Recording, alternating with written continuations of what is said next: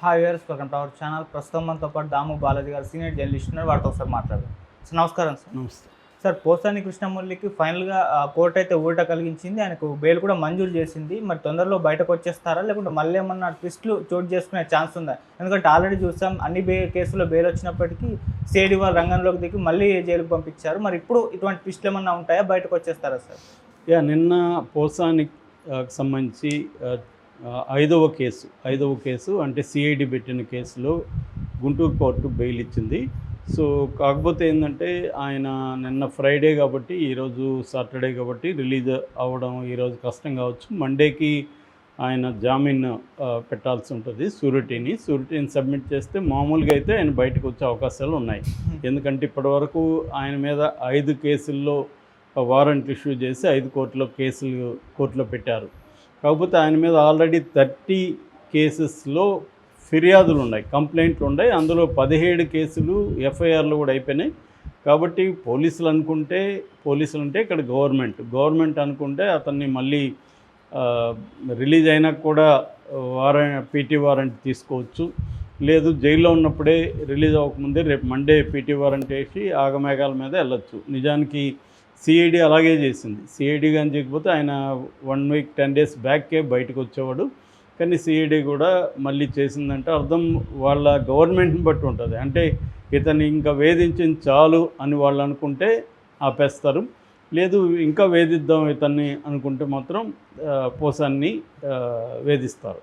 ఎందుకంటే ఇప్పుడు శివాజీ లాంటి హీరో ప్లస్ క్యారెక్టర్ ఆర్టిస్టు ఆయన కూడా చాలా ఇంకా వేధించింది అన్నట్టు మాట్లాడాడు, క్షమించి వదిలేండి అని. అంటే ఇక్కడ క్లియర్గా గవర్నమెంటు ఒక నేరం చేసిన వాళ్ళని కోర్టులో శిక్షించడం కాకుండా కోర్టు బయట లీగల్ సిస్టమ్ను ఉపయోగించుకొని కోర్టు బయట వాళ్ళని శిక్షించే కార్యక్రమం. పేరుకేమో లీగల్గా చేసినట్టే ఉంటుంది, కానీ దాంట్లో లీగల్ సిస్టంలో ఉండే లూప్ హోల్స్ను ఉపయోగించుకొని ఇప్పుడు ఎందుకు ఇన్ని కేసులు పెట్టారని ఏ కోర్టు అడగదు కదా.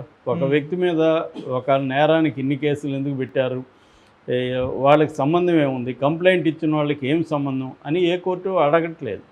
సో ఓన్లీ హైకోర్టు మాత్రమే ఫిర్యాదులో లేని సెక్షన్లు ఎందుకు పెడుతున్నారు అనేది అడిగింది. అట్లాగే 7 years లోపల ఉన్న వాటిని అరెస్టులు చేయొద్దు అని అడిగింది. అట్లాగే చిన్న కోర్టులకి అంటే కింది కోర్టులకి మీరెందుకు మెకానికల్గా రిమాండ్కి పంపించేస్తున్నారని చెప్పింది. అయినా కూడా ఎక్కడా ఆగట్లేదు.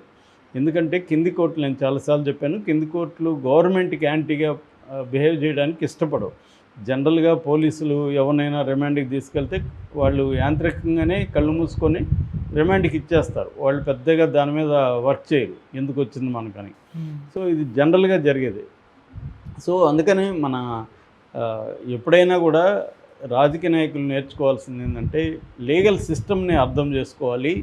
లీగల్ సిస్టమ్ ఎలా వర్క్ చేస్తుంది, ఈ లీగల్ సిస్టంలోనే మనల్ని ఎలా అవతల వాళ్ళు వేధించవచ్చు అన్న క్లారిటీ ఉండాలి. ఈ పోసానికి అది ఎంత లేనట్టుగా ఇప్పుడు చూస్తే అనిపిస్తుంది. అతను బేలగా ఏడ్చడం, నన్ను చంపేస్తారని చెప్పడం, నేను చచ్చిపోతానని చెప్పడం, ఇవన్నీ చూస్తున్నా అంటే అతనికి మాట్లాడుతున్నప్పుడు ఈ ఐడియా లేదు. సో అప్పుడేమో రెచ్చిపోయి మాట్లాడాడు.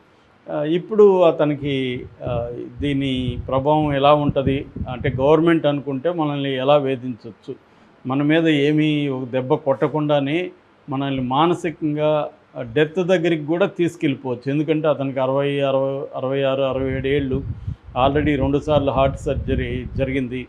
సో అతనికి ఏంటంటే ఎప్పుడు ఏ టాబ్లెట్ వేసుకోవాలో కూడా తెలియదు. భార్య ఇంట్లో ఇస్తే వేసుకునే టైపు గై. సో అలాంటి వాళ్ళు జైల్లో ఎలా ఉండగలరు, జైల్లో ఉండలేరు. రెండోది ఇక్కడ సౌకర్యాలకంతా అలవాటైపోయి ఉంటారు. అంటే ఒక డైట్, ఒక ప్లాన్డ్ డైట్ ఉంటుంది. వాటరు మామూలు వాటర్ తాగకుండా బిస్లరీ అలాంటివి తాగడం, తర్వాత పడుకోవడానికి మినిమం ఇది ఉంటుంది. ఇప్పుడు మరీ సమ్మరు, గుంటూరు విజయవాడలో మామూలుగా ఉండదు సమ్మరు. సో ఆ ఫ్యాన్ ఎక్కడో పైన ఉంటుంది, అది గాలి వస్తుందో అది తెలియదు. అలాంటి రెండోది కింద ఒక బెడ్షీట్ వేసుకొని పడుకోవాలా, దానికి అలవాటు లేని వాళ్ళకి అసలు నిద్ర రాదు. అన్నిటికంటే ఘోరం టాయిలెట్. ఇండియన్ టాయిలెట్కి అలవాటు లేని వాళ్ళకి నరకం కనబడుతుంది రోజు. దానివల్ల కాన్స్టిపేషను. సో ఒకటి కాదు, మనం ఊహించలేని మామూలు జైలుకి వెళ్ళని వాళ్ళు జైల్లో ఎలా ఉంటుందో ఊహించలేరు. వాళ్ళు సినిమాల్లో చూస్తారు కానీ సినిమాల కంటే కూడా ఘోరంగా జైల్లో పరిస్థితులు ఉంటాయి. అంటే చిన్న చిన్న అనేక విషయాలు, ఇప్పుడు బట్టలు ఉతకాలి, ఎవరు ఉతికిస్తారు బట్టలు అతనికి? లేకపోతే మురికి కంపు వస్తాయి, అతను పోయి ఉతుక్కోవాలి. సో ఇవన్నీ ప్రాబ్లమ్స్ ఉంటాయి. మామూలుగా అయితే జైల్లో డబ్బులుంటే నీకు అనేక సౌకర్యాలు, డబ్బులుంటే నువ్వు ఒక అసిస్టెంట్ని పెట్టుకోవచ్చు, వాడు ఫుడ్ తెచ్చి నీ సెల్లుకే ఇస్తాడు, నీ బట్టలు ఉతికిస్తాడు, ఇంకేమైనా అవసరాలు ఉంటే చేస్తాడు. సో వాళ్ళకి డబ్బులు ఇవ్వాలి. అట్లాగే అలా అసిస్టెంట్ పెట్టుకోవాలంటే సూపరింటెండెంట్ దగ్గర నుంచి వార్డర్లకు అందరికీ డబ్బులు ఇవ్వాలి. సో అలాగే డబ్బులు కానీ ఇస్తే నీకు ఫుడ్ ఒకటి మంచిగా తినచ్చు, తర్వాత వీలైనన్ని సౌకర్యాలు అక్కడ చేసుకోవచ్చు. కానీ ఇలాంటి వాళ్ళకి ఏమవుతుందంటే ప్రతిపక్షాన్ని వేధించాలని అధికార పక్షం నిర్ణయించుకుంది కాబట్టి జైల్లో కూడా స్ట్రిక్ట్గా ఉంటారు. అధికారులు కూడా ఏమన్నా మనం వీళ్ళ దగ్గర డబ్బులు తీసుకొని చేస్తే మన ఉద్యోగాలు పోతాయని. మనం శశికళ విషయంలో అదే చూసాం. శశికళ విషయంలో పరప్పన అగ్రహార జైలు బెంగళూరులో ఆమెకు సౌకర్యాలు కల్పించాయని అక్కడ పనిచేస్తున్న జైలు అధికారి లేడీ ఆమె వచ్చి బయట మాట్లాడేసరికి అక్కడ చాలామంది మీద చర్య తీసుకున్నారు. అట్లాగే మనకి తీహార్ జైల్లో కూడా ఆ మధ్య 80 మందిని సస్పెండ్ చేశారు. సో అందుకని ఏం చేస్తారంటే వీళ్ళు భయపడతారు అన్నమాట. ఇలాంటి ఖైదీలు వచ్చినప్పుడు వీళ్ళ దగ్గర డబ్బులు తీసుకోరు. స్ట్రిక్ట్గా జైలు రూల్స్ అప్పుడు అన్నీ గుర్తొస్తుంటాయి వాళ్ళకి, జైలు రూల్స్ని స్ట్రిక్ట్గా అమలు చేస్తారు. సో దానివల్ల పోసాని లాంటి వాళ్ళకి వెరీ వెరీ డిఫికల్ట్. ముఖ్యంగా సెంట్రల్ జైలు అన్నా కొద్దిగా బెటర్గా ఉండే అవకాశం ఉంది, కానీ ఈ స్మాల్ జైల్స్లో డిస్ట్రిక్ట్ జైలు కావచ్చు, లేకపోతే సబ్ జైలు కావచ్చు, వీటిలో పరిస్థితులు అంత బాగా ఉండవు. సో అందువల్ల పోసానిని చూస్తే ఇప్పుడు చాలామందికి ఒకప్పుడు పోసానికి కావాల్సిందే ఇతను నోటిదోలకి అవసరమే అన్నట్టుగా అనుకున్నారు. ఇప్పుడు మెల్లమెల్లగా అది జాలిగా కన్వర్ట్ అవుతుంది. రెండోది, తెలుగుదేశం కేడర్లో కూడా పోసాన్ని అరెస్ట్ చేయడం పట్ల ఆనందమే, కానీ టైమింగ్ అనేది వాళ్ళకి నచ్చలేదు. ఎందుకంటే జీవిరెడ్డి ఇష్యూని డైవర్ట్ చేయడానికి పోసాన్ని అరెస్ట్ చేయడం అనేది తెలుగుదేశం కేడర్లో కావచ్చు, మేధావుల్లో కావచ్చు, జర్నలిస్టులు కావచ్చు, వాళ్ళకి అది నచ్చలేదు. అంటే ఇది మనతోనే గేమ్స్ ఆడుతున్నారు, ఈ ప్రభుత్వం మన మనోభావాలతోనే గేమ్స్ ఆడుతున్నారు అనేది వాళ్ళు హర్ట్ అయ్యారు. కాకపోతే వాళ్ళకి వేరే మార్గం లేదు. చంద్రబాబు ప్రభుత్వాన్ని సపోర్ట్ చేయకుండా వేరే మార్గం లేదు. ఎందుకంటే వాళ్ళకి జగన్ అంటేనే పడదు కాబట్టి, చంద్రబాబు నచ్చినా నచ్చకపోయినా ఈ ప్రభుత్వాన్ని సపోర్ట్ చేయాల్సిన పరిస్థితి వాళ్ళకు ఉంది కాబట్టి ఇది జరుగుతుంది. ఏదేమైనా పోసాని లాంటి వాళ్ళు నేర్చుకోవాల్సింది ఏమంటే, ఇప్పుడు కూడా తెలుగుదేశంలో జనసేనలో కూడా ఇప్పుడు అదే పద్ధతులు, పోసాని పద్ధతిలోని తిడుతూ పెడుతున్నారు.